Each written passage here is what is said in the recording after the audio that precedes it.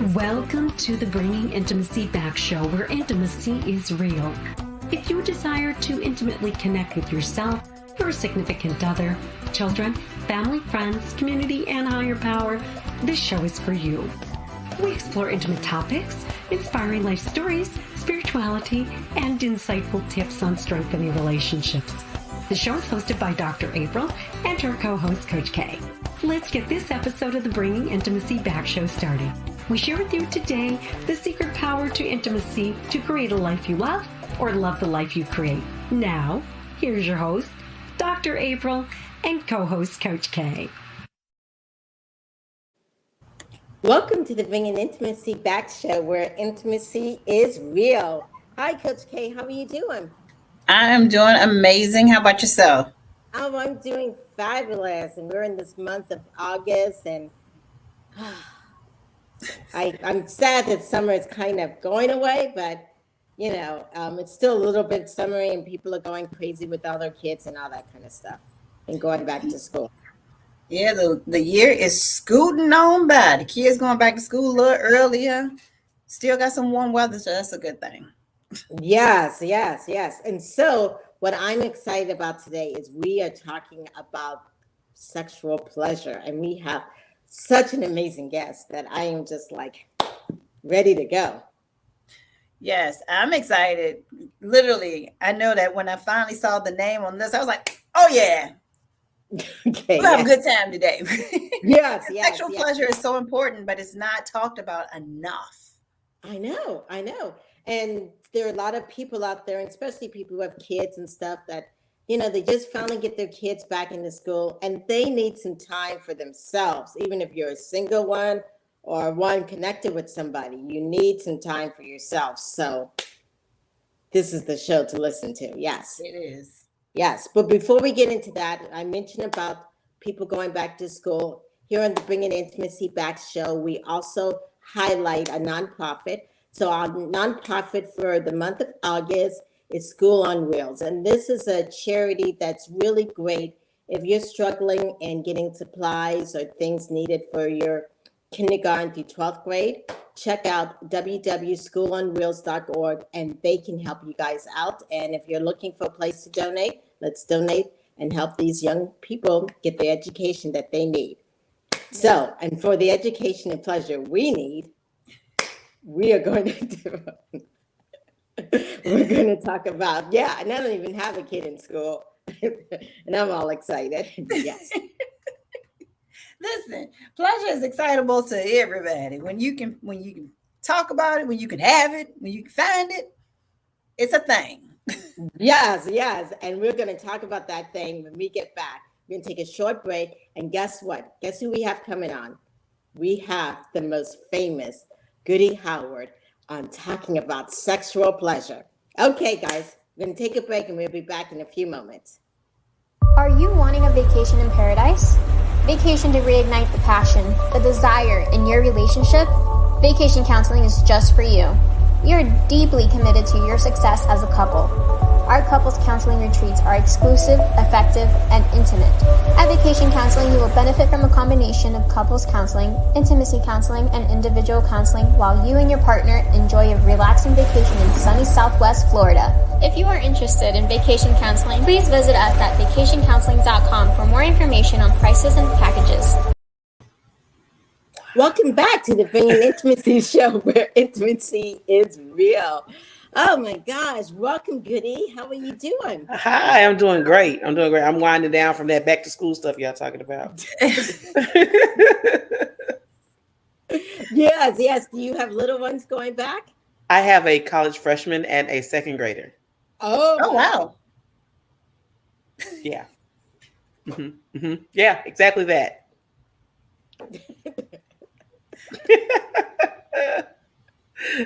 Yes. Mm-hmm. Yes. That means a lot of pleasure slipped in with a gap. Well, I'm gonna tell you like I tell everybody else. The second grader was the one that was on purpose. My husband and I, he has a 26-year-old, 24-year-old. I have an 18-year-old, and we have a 6-year-old. But we, they're all ours. So we have built-in babysitters, as I like to say. I know that's right. Awesome. Yes, yes. So if you guys are out there and you're listening and you're like, well, who is Goody Howard? Well, let me tell you, she is an award-winning sexologist, educator, consultant. She provides pleasure development and professional development worldwide. Her authentic and enthusiastic style allows her audience to connect quickly to concepts about sexual health and pleasure. And she provides a human variance equity that really does help in the sense of understanding a pleasure focus. So I am so happy, and you have so many things that I want to talk about. So definitely. Well, I'm excited to be here, and I'm excited to talk to y'all. So, and I love the videos and the commercials and the charity of the month. Like, you guys are so put together. I'm here for it. Yes, yes. And I see we have listeners who also have young ones going back to school, first grader and a 10th grader. So welcome to the show. So one of the things that we ask everyone on the show is, what is intimacy? I think for me, I define intimacy as what happens when you're not having sex, right? It's the soft skills that lead up to the sex. So the communication, the respect, the trust, the admiration, those types of things, and the way you show those things and express those things. That's what intimacy is to me. Yes, definitely. And I love how you put that. I was on your website and you have these wonderful t-shirts. Yes. The shirt. Yes, the shirts. The Goody Gear shirts. Yes. Yeah, and the one about the clit. Yes. Yes. Yeah.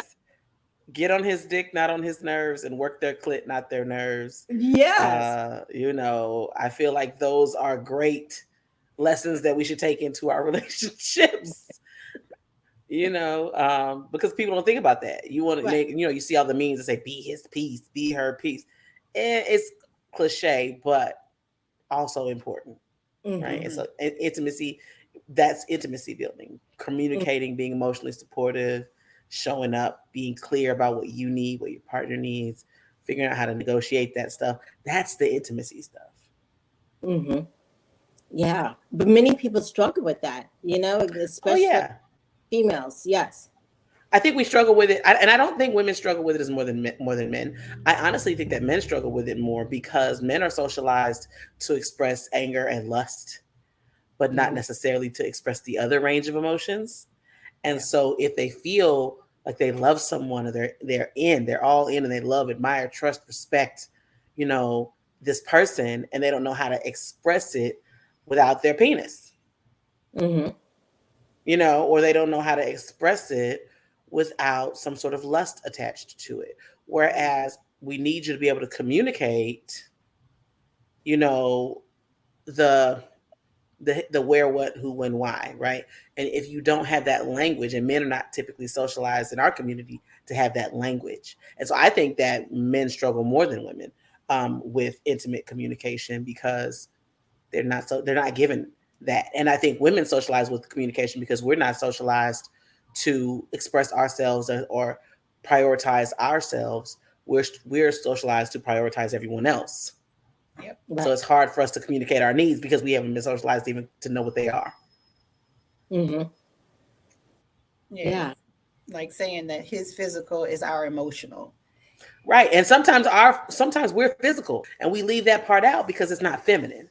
We leave it out because it's unsavory. You're a wife and mother and a human. And that's how I became a mother. Is because right. How you think I got that physical? Correct. And I think we kind of diminish that part of ourselves because we deem it as unladylike. Whereas men are encouraged to embrace that part of themselves. And so the communication looks very different because we're socialized to communicate in different ways. Right. What are your thoughts on educating the genders and bridging that gap? I think the best way to bridge the gap is for educators and clinicians specifically. If we have a ungendered way that we approach our practices, like the work their clit, not their nerves, takes into consideration that everyone with a clit is not a woman. Right. Right. And get on his dick, not on his nerves, started as his because it was my husband's phrase and then turn into a t-shirt, but it's moving to get on their dick, not on their nerves. And it's a slight tweak in the language, but it matters to who it matters to. Yeah, exactly. Right. So if we broaden our language to be gender and sexuality expansive, the people that need to hear the messaging will hear the messaging. If we keep saying men and women, people that don't identify as either of those won't hear the messaging because they don't think it's for them. Right. When we think about sensuality, right, which is experiencing non-sexual pleasure through all 6 of the senses: sight, sound, taste, touch, scent, and feel, right? That emotional component. Right. When people hear sensuality, it's feminine. They hear feminine. They hear soft. Sensual intelligence for everyone, because when you move to the world sensually, when it's time to have sex, you'll have sex through all 6 of those senses. Right. And it makes you more receptive to the more than 18 different kind of orgasms that the human body has to offer. So I teach a sensuality intelligence workshop. Okay. Right. And so, but people don't see themselves in sensuality, then they're not going to get that language. They're not going to get that information. As a therapist, you can maybe make sure that when you're talking to men, that they understand that communication is also for them, and it's not soft and it's not feminine. But it's hard to do a mass or a macro approach, right, to expanding language, because people don't think they need it. Right. They don't come to you, so they think they need to come to you. Right. Exactly. You know what I'm saying? And so they may be missing out on that expansion and that evolution of how they communicate. Right. And I was even just thinking about this whole concept of sensuality intelligence. Yeah, there's not much teaching about that, and it's so much needed, because in that you're really in the present moment, and when you learn to be in the present moment, it of course decreases a lot of other mental health stuff. Yeah, mental health challenges and sexuality problems. Like I tell people all the time, the sex that you have is the symptom. Right. It's not the issue itself. But if you can be present and connect to the different types of pleasure you're experiencing, it's going to give you more satisfaction in those moments, in those intimate moments, but also you're going to have more relationship satisfaction because you're moving more with gratitude, with intention. You're thinking about the way things smell and taste and look and feel and sound, and so that it gives you this, like I said, the spirit of gratitude, because you're appreciative. You realize it's important. You don't realize how much you miss just powering through the day, and also how much you miss just powering through the sex that you're having. So if there are couples out there that are listening to this and they feel like maybe they're stuck or they're not compatible in a relationship and it talks about pleasure, what are your tips? That is definitely a conversation first and foremost. I don't think I think you need to have the talk before you're actually having sex, right? But before you talk to your partner, if you're the partner that is feeling the gap, you're feeling that you're not compatible, you need to be clear about why you don't think you're compatible. Because saying something and you don't have any examples, saying something and you don't have points of reference, it's going to be harder to make those points, regardless of what side of the fence you're on, right? And so be clear about why you think that you're incompatible with your partner, and then maybe be clear about what needs to happen to make the compatibility improve, because highlighting problems without offering solutions is still a problem. So when you're clear about where the compatibility issues are, you can be a little bit more clear about the solutions too. So don't think, oh, we're not compatible because he wants so much sex and one partner wants a lot of sex and the other partner doesn't. Right. One partner likes Harry Potter and one partner likes UFC. You know what I'm saying? Spectrums. And again, everything is a spectrum, right? We always talk about how sexuality is a spectrum, how orientation is a spectrum, how all sexuality is a spectrum. So when we think about spectrums of interests, yes, maybe there are some similarities that you can appreciate about each other if you put effort into figuring out what you do have in common and build on that, or learning something new together. That could be y'all's interest. You got an interest, they got an interest, and y'all got an interest, right? Even if it's something as simple as finding a TV show that you binge together, that you only binge with each other. Like they don't watch it when you're not home, you don't watch it when they're not home, but this is our show, and this will be on this, and this is how we're going to connect. If it's getting out of the house and learning a new skill, if it is, going for a walk or getting a new interest, axe throwing, for example. Axe throwing, I would think, would be right on board with a Harry Potter and UFC fan. Right in the middle. You know what I'm saying? It's right in the middle. And it's awesome. Like, I was like, I ain't doing that. Awesome. It's hard for some of us. I was like trying. Yeah, like you gotta, but like, it's like, random. Who knew? Right. Who knew that going axe throwing was going to be awesome? Right. And so just I think you have to get creative. And also you have to also think about how much you want to keep the relationship or not. Mm-hmm. Yeah, by trying something new. Yeah, because if you say you're not compatible, then how much, if you say, okay, we're not compatible, these are the reasons why. Are you identifying incompatibility because it's not working because you're giving up? Mm-hmm. Or, you know what I'm saying? So there's layers to this, right? There are lots of, things that you have to take into consideration. But I think first and foremost, identify clearly why you think you're not compatible and what you think you can do to kind of bridge that compatibility gap. And thinking about that, something that I wanted to do here in the local area was called Date Night RVA. And, it's a membership, and I plan 2 dates a month, and it could be anything from salsa dancing to candle making. Ooh. And so they just show up, and they really don't know what they're doing until they show up. And that's a great way to bring out people's, oh my gosh, watching my partner do this thing. I didn't think I would get so turned on by you, right? Pouring that candle wax into that thing. And so along that line, we need more of that, being able to bring the openness out in each other. And if it's something new to both people, they experience it differently than if it's, this is their thing and I'm just here because it's their thing. If it's new to both of them, then they're building that, that mental memory, they're getting that wrinkle in their brains together, as opposed to I'm coming along with you to do your thing. Mm-hmm. I love first with my husband. We've been married 16 years. And whenever we do something for the first time, I'm always like, that's one of our first, because it's like, and it's a big thing. Yeah. Especially the longer you've been together, like first time doing something, it's like, what? But it's I love that there's a date night subscription box basically where you go different places in the city. I would want to know where I was going at least the day before, because I have a problem when it comes to getting dressed for things. Well, because you always fly. Listen, I know that's right. In real life, I have rolling racks in my garage. Oh, wow. Like I have a problem. And so I need to know am I wearing sequins? Am I wearing tennis shoes? Because I can wear both.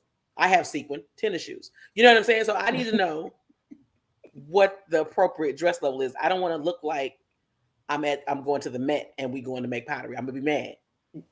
They come to one same location. So it is like if we were going off site, they come here. If we were going off site, of course, yes. Like we're going wine tasting, but I won't tell you. But so you come to the space and then you have like the educator or whomever in the space. Yes. I love that. So I could just, jeans and t-shirt, heels kind of. But I'm mindful of that because I be wanting to get dressed and I'm like, am I appropriate or no? Can I wear Goody gear or no? Right. Like I have questions. Yeah. Mm-hmm. And they get a calendar in advance. It has pictures. I love that. Oh, it has a picture, like a hint. Yeah, it'll have, like for laser tag, you may see a little water gun or something, Oh my God. Yeah, like water. See, water. Well, it won't be water. I mean, it'd be laser tag, but I'm saying like water gun would be cute in the summertime. Yeah. It's hot outside. I live in Texas. So, hundreds of degrees. So, I mean, I would love a water gun fight, but I need to be able to prepare for a water gun fight. Yes. Yeah. I love that though. That's a great idea. Yeah.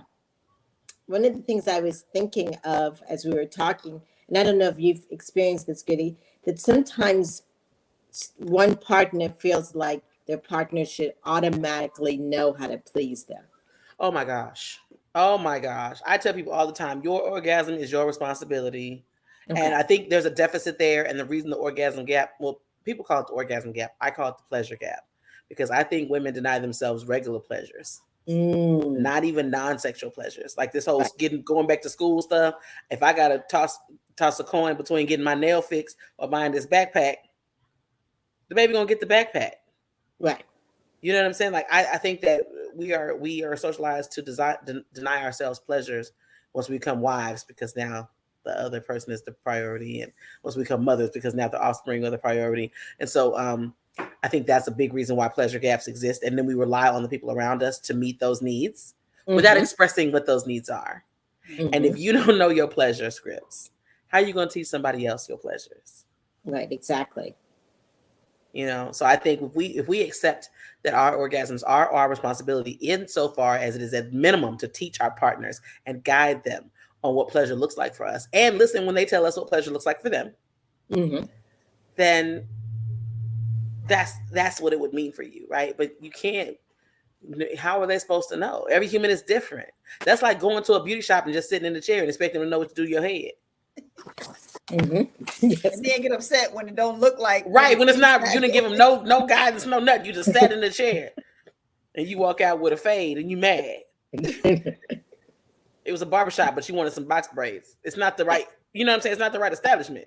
So you have to make sure that you're communicating and receiving communication from your partner as well. And you're doing yourself and your partner a disservice when you just assume that they're going to know what to do. And the people before them, let's assume we're not virgins. Okay. Right. The partners they had before you may have misinformed their pleasure scripts, and they didn't say, oh, I don't, that's not something that I enjoy, or let's try this. And now all the stuff that they was doing for all them other people, they feel like it's going to work on you, and you hate it. Because nobody before you told that person that they no, that's not okay. We don't like it. Right. So just pretend that, just like when you're writing a paper, you have to pretend that the person reading the paper has never heard of the subject you're writing about. Right. When you get a partner, you got to pretend that partner has never had sex in their life and they don't know what it looks like. And you got to teach them what sex is like for you. Right. Which is also the other thing you focus a lot on is confidence, because sometimes people cannot even, Yeah. I think confidence is a big thing, especially when it comes to sex and pleasure and satisfaction. But people don't understand that pleasure and confidence they're interconnected. Like when you think sexy, people think sexy. When I think sexy, I think confident, I think attractive, I think intelligent, I think powerful, I think engaging, I think charismatic. Like I don't think sexy. I think of the words, you know what I'm saying? Right. And so when you to be experiencing those words adds to the pleasure. And when you separate sex and pleasure, separate it out. Like I said, sensual pleasure and sexual pleasure, right? When you separate pleasure from sex, it makes it more accessible. Sometimes when we hear pleasure, we think, oh man, I got to shave my legs and get the kids to bed early. And, right. You know what I'm saying? And it sounds like at that point, it becomes a chore. Right. But when you connect to it in a sensual way, you're not thinking about those other things. And the confidence to go, okay, we can get this thing together. I'm going to learn their pleasure scripts. They're going to learn mine. Or we know each other's scripts and we know which buttons to push. This is going to be exciting. Like understanding that your confidence comes from your ability to receive pleasure as much as it is as your ability to perform pleasure, to give pleasure. And I think once you understand and connect to that, pleasure is going to look and feel very different. Yeah. Wow. So how do you build that confidence? Oh, I'm sorry, Dr. David, go ahead. That's exactly what I was going to ask. So there are lots of ways to build confidence. I said the quickest way to build confidence in the act of sex, right, is to have a song. I say sex is performance art. And if sex is performance art, you have to have a song to perform to. And so not only you choose that song that makes you feel like you are that thing, right? Whatever that song may be, that theme song. And it doesn't have to be just one. And it doesn't have to be a specific genre. It doesn't have to be, you know what I'm saying? It can be whatever makes you feel empowered, right? And then you perform to that song. So not only does that song give you the confidence, right? Because you're feeling good because that's your jam. Right. It also gives you a rhythm to move to. You know what I'm saying? It also gives you a beat to perform to, a rhythm to breathe to. If we're talking about oral sex, you're performing oral sex, you rocking the mic or you rocking the headphones, right? Right. To the song, to the rhythm of the song. So now your breathing is matching the song. Your rhythm is matching the song. You can mouth some words into the genitals that you got your mouth on. You know what I'm saying? You can hum some melody and add layers to the pleasure. Like it gives you something to springboard from. And so that boost that the music brings, that sensuality, right? Music it does something to you. Music is powerful. Yes. And so tapping into that sensuality, giving yourself, even if that's a fake it till you make it kind of thing, but if that's your jam, you're not faking it. Right, exactly. You know what I'm saying? You're not fake. That's what it is. So you know your song. That's your jam. And I feel like that also just upright with clothes on. I love music. And I think that just walking down the street. Yep. You got your theme music. In my head, I hear I don't even know the name of the actual name of the song, but it's Outkast. It's da da da da da da da da da da da da da. Yeah, that's what. That's I have the trumpets in my head walking behind me when I walk down the street. Okay, I hear "Look but Don't Touch" from Empire. That's my jam. See. And so when you walking out like that's or so fresh and so clean, like whatever, and it could be anything. People are like, oh, could it be country? Yes. Could it be R&B? Could it be soul? Could it be inspirational? Absolutely. Absolutely. You can have sex to gospel music if you want to. Oh, I know. The Kama Sutra is a holy text, right? Yeah. Based on the premise that having an orgasm is as close as you can get to God without dying. Wow. So if that's the premise of a book that's older than the Bible. Can you repeat that again? Okay, so the Kama Sutra is rooted on the premise that the orgasm is as close as you can get to God without dying. So it's a book of positions to help you achieve orgasm to get closer to God. Wow. Right? And so if that's the case, then having sex to gospel music is just praise and worship, is it not? But thinking about how powerful that thought process is. And then you have like the birthgasm, right? People have experienced orgasm from actually giving birth. If you reach orgasm from giving birth, so you're closer to God while giving life, that's chills. that's something. You know what I'm saying? And then like you also have the thought process of, manifestation and sex magic, where people like if you're closer to God, once you're manifesting something and you reach orgasm, you're closer to God. Well, at that moment when you reach orgasm, you're closest to God. You center your thoughts on whatever it is you're trying to manifest, because that's when you're closest. That's when your prayers are going to be up there. That's the skip line, right? If you subscribe to that thought process, that's as close to God as you can get without dying. Wouldn't you want to say something while you was up there? Of course. You know what I'm saying? So that's when you manifest whatever it is and keep your mind centered on. So the mind and the spirit are very much linked to pleasure and satisfaction and all of these things. And I think when we leave those pieces out is when the pleasure gap starts to grow. It's when we don't communicate with our partners in the ways that maybe we could or should. And I think just because people think when they talking, they're communicating. Just because I said it don't mean you heard me. Exactly. Think about it like Facebook, right? Because people will be like, oh, I posted it on Facebook. You didn't see it? Did you tag me in it? Because if you didn't tag me, I ain't see it. Because the algorithm does not care what you post, right? And so think of communication like that. If you don't tag your partner in your comment, they ain't hear you. And tagging them looks like communicating in the way that they learn. Right. And that's going to make the sex better. Because when you're happier, when you have relationship satisfaction and you're happier in your relationship, you're going to have better sex. And even exploring and understanding what different kinds of pleasure can look like, be it oral pleasure, because, that's a thing, right? Connecting to your oral pleasure, connecting to your partner's pleasure, unifying your breathing, unifying your motion, like all of these things that can occur when it comes to pleasure. Maybe even things that are outside of the genitals. Like people think of sex as just genitals, right? So much more. The nipples are connected to the same part of the brain as the genitals. Right. A nipple orgasm is a thing, right? A breathgasm Yeah, a breathgasm is a thing. The way you engage with your partner's body, you're pushing or pulling or all of this. I get inboxed several times a day from people with vaginas that say, "I've never had a vaginal orgasm," because media tells us that vaginal orgasms are easier to achieve, but they're not. They're not. They're a unicorn. Yeah, it's the vaginal orgasm is a blended orgasm first and foremost. It's not just, no one's going to come from just this. Okay. Right. That's not what people are doing. Okay. Right. So it's a blended orgasm, which includes a clitoral orgasm, but it's the perfect storm of pressure and angle and rhythm and stroke and stretch and firmness and wetness and girth and like all these things coming together to create the perfect storm that is a vaginal orgasm. But you have to be engaged in the pleasure you're having. Right. And so that's where we come into, like, that's where the gap is, because we're not connected to the pleasure that we're having. We're having sex so we can go to bed at night in peace. We're having sex because we feel like if we don't do it, someone else will. We're having sex because it's a chore. We're having sex because this is what we signed up for. Or we don't even like our partner today, but we're going to go on and have sex because it's what we feel like we're supposed to do. And so when you're not connected to the pleasure and active in it, that's where you're missing, right? That's why you're like, ships in the night. And so you don't want it to become perfunctory or performative or chore adjacent.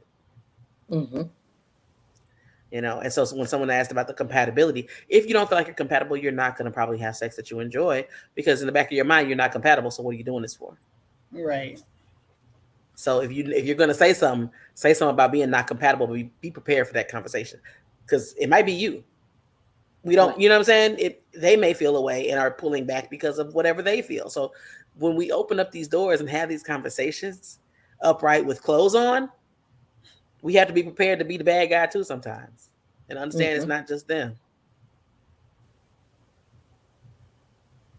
Wow, you just got so much knowledge that I'm still like trying to process it all.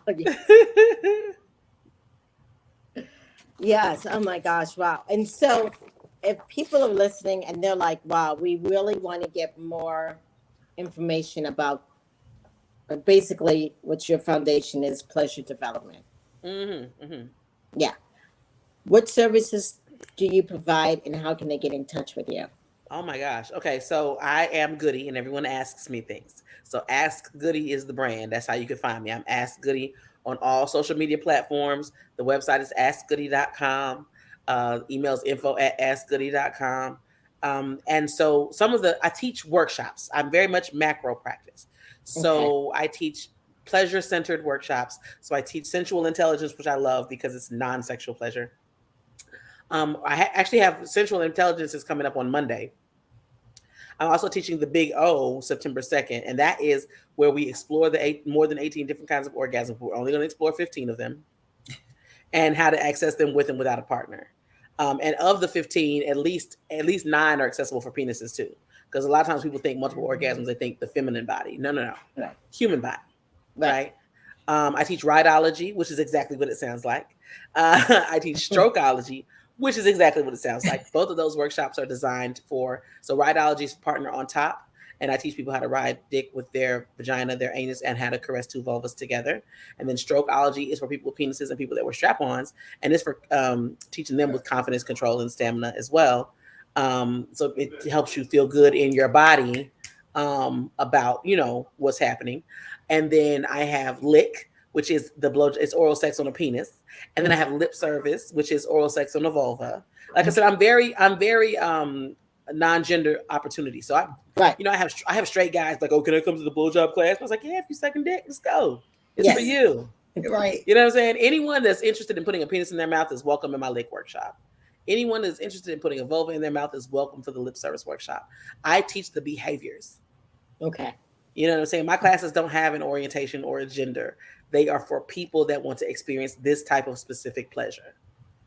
Okay. I have another one called squirting. It's a squirting 101 workshop. It's only like a 60-minute class, but we're talking about what squirting is, how to access it, what it's made of, best practices for exploring that with and without a partner, and all of that. God, there's so many, and I don't even have them on the website mostly because I try to stick to the core, because I have so many, like just my brain, I'm like, oh, this should be a workshop. Anybody ask me if I get a question more than 5 times, it's going to be a workshop. Right. Do you have package deals for these workshops? One more time. Do you have package deals for these workshops? So I'm working on that now, actually. Okay. I'm working on packaging the workshops. I'm also working on a low-key coaching package. I've been avoiding sex coaching for so long. I'm not a micro practice person. I have been avoiding it, but I can't avoid it any longer. So I'm like making like these coaching packages that come with the workshops. And we'll do like, Q&As and guided, and there's a workbook and all the things. So I am packaging them, and that'll probably come out in September or October, because right now, like, we're reshooting everything. When you buy the replays on my website, like I have replays, and then I have times when I do them live on Zoom, or I'll do them live in person. But the replays are always there because I want to try to make it accessible. I feel like if it's not accessible, it's not revolutionary. And I consider myself a revolutionary. So I try to really make it as accessible as possible. So the replays are basically, you're a fly on the wall of a class that I've already taught. Okay. And so I'm re-recording it, so it's more of an on-demand webinar where I'm actually speaking to whomever has booked this class. And so I'm raising the production value and shifting the perspective, the point of view, so that it is less fly on the wall, more student in the room. And so once I get them all reshot and all of that, I'll be able to package them and then continue to do them, in person as public health allows. But, things like that. I mean, I have a master's of public health. So I have a master's of social work and a master's of public health. So I'm very mindful of like that aspect of getting together in public spaces. But I will do an online class. It's more accessible for people. People book me for private workshops. I do sex trivia. I love people just like, if I get the question at least 5 times, it's going to be a workshop. That's just the way my brain works. So I have lots of one-offs that I don't even know where to put. Like, I'm just like, people need to know this, but where do I put it? But yeah, that's where they can find me, askgoody.com. I'm Ask Goody on Instagram. I'm TikToking now. It's a thing. TikTok doesn't really like me. It mutes me. It removes my posts, but I'm going to keep trying. But yeah, I'm Ask Goody on all social media platforms. Even if I don't use it, I go get my name. Yep. So can't nobody misrepresent me, because my bachelor's is in business and I can't. I can't. Wow. Well, and you have a gift. Thank you. Yes. Thank you so much. You have a gift for this world. And so I'm so glad that you are out there speaking the truth, educating people, stimulating them. Yes. And so you have to definitely and referring them to therapists. Yes. Because who is not a therapist is me. Yes. Have you ever heard that the starfish story? No. Okay, so the starfish story basically characterizes all helping professionals, but I heard it in a therapeutic space. So like, there's this beach, right? And every year the starfish wash up on the beach and die, like hundreds of starfish. So this person comes down every year and throws them back in the water, right? Picks one up, throws it back. And this other person comes down the beach, is like, what are you doing? They're going to be back next year. It doesn't matter. This is fruitless. It doesn't matter. And the other person goes, it matters to this one, and throws it back.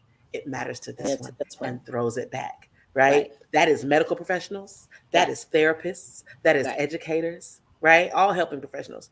Me, I'm a macro practice kind of girl. So I'm either going to get a basket or a net and put as many as I can in and throw them back, right? Which is the workshops of it all, right? Or I'm gonna be like, well, they come back every year. So what needs to happen? Do I need to put a reef in the water? Do we need to put food in the water? Like, what's the root cause, right? And so that's the programming and curriculum, right, of it all. And so that's further out in the reef. So if y'all ever see me in person, I actually have a starfish tattoo on my elbow. Because that's who we are, right? That's how we show up in the world. And my starfish is made up of little starfish. So I have smaller starfish in my starfish because I'm macro practice, right? But that story just resonated so much with me because of the way we all show up. Yes. And the way we all pour into our communities. And so with direct practice folk, right?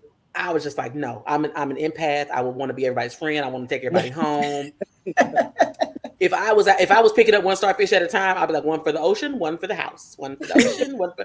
And so my husband gonna divorce me because I got a starfish filled aquarium in the backyard. Like I can't. Right. So knowing that about myself, I operate within my limits. Mm-hmm.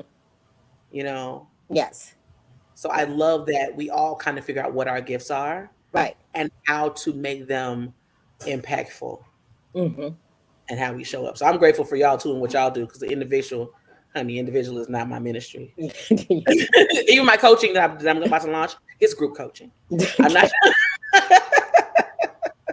Yes, and we honor what you do and bringing out all that information and and stuff. And yes, we will see you soon, because we'll all be at the Sex Down conference in Atlanta. Yes. So, yes. So, I'm excited for Sex Down South. It's an amazing conference. I'll be doing Rideology Live. So anybody that's on the Goody Gang, the Goody Gang is my email list. Because you know, social media, being a sexuality professional and being on social media is hit or miss. So they try to take our platforms and all kind of other stuff. So I really try to grow the email list and nurture that, because at any given time my social media could be gone. So the Goody Gang is the email list. So the Goody Gang knows when I'm moving, where live things are happening. They get discounts before everybody else. They find out about when the new workshops are before everyone else, as a thank you for being so supportive. They also get like emails with like info and tips and tricks and stuff like that too. So good. And they can find the Goody Gang email list on your website? Yes, when you go to askgoody.com, there's a pop-up that's like join the Goody Gang, to help people get to that. All right. Okay. I will make sure I'm definitely, which I think I'm already on, but I'll make sure I'm definitely on there. It's been a pleasure, Goody, for having you on the show. Thank you so much. You're always welcome back. Thank you. I had fun. Yes. We'll take a short break and we'll be back in a moment. Sex should not be the elephant in the room. The fourth ebook of the Improving Intimacy book series, From Bringing Intimacy Back, It's All About Sex, helps you navigate every which way you can tend to your sex life. Pulling out all the stops, dive into the sensual read about sex toys, silky linens, and date nights. Improving Intimacy, It's All About Sex is available on Amazon, Kindle, Audible, and paperback. Search Dr. April Brown on Amazon to view all her books on improving intimacy for yourself, spouse, and more. Welcome back to the Bringing Intimacy show, where intimacy is real. Wow. That was awesome. I know. And everything that I expected and more. I know. I just loved how she talked about sensual intelligence. I love her play on words. Yes, and how we all have to be, responsible for our own development and pleasure, and all the different workshops. So, yes. Yeah, that is all so necessary. And people look at me like I have two heads, because I am centered first and everything else, including them little crumb snatchers next. So I completely understand where you can just relate to someone like that, who, for some women who are listening and some men, just a lot of people who are listening, it gives them that sense of, okay, so it's okay that I put me first in this situation so that I can enjoy things more and my partner can enjoy things more. So it's helpful to have guests like that further that message. Mm-hmm. And also to help develop language, because many people don't have the language for that. Absolutely. Oh, so exciting. And speaking of exciting, we have some exciting shows coming up in the next couple of weeks that I'm happy about. Wait till I read off this fourth one, you guys, and be like, what? So exciting. So on next week, on the 18th, we have Megan Warren coming with Mind and Body Connection. On August the 25th, we have Debbie Marielle with Importance of Cultivating a Connecting Sex Life. And then on September the 1st, we have Roseanne Kapana Hodge with discussing building relationship skills in kids. And then on September the 8th, we are going to be coming to you guys live from the Sex Down South conference. And I'm so excited about that part there. And, if you guys are looking to be at the Sex Down South conference so you can see us live, definitely feel free to go to sexdownsouth.com. You can use the code Coach K and you can get a percentage off of your registration, and you can meet us in person. How awesome is that? Yes. And don't forget, Goody's going to be there too now. Yes, definitely. And guys, this is in hot Atlanta. Hot Atlanta. Yes.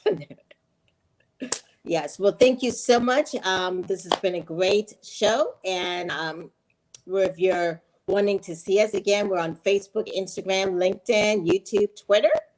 And yes, I will see you guys next week. Thank you so much, Coach K. You are welcome. Thank you for having me. Yes. We'll talk to you guys next week. All right, then. All right, bye, everybody.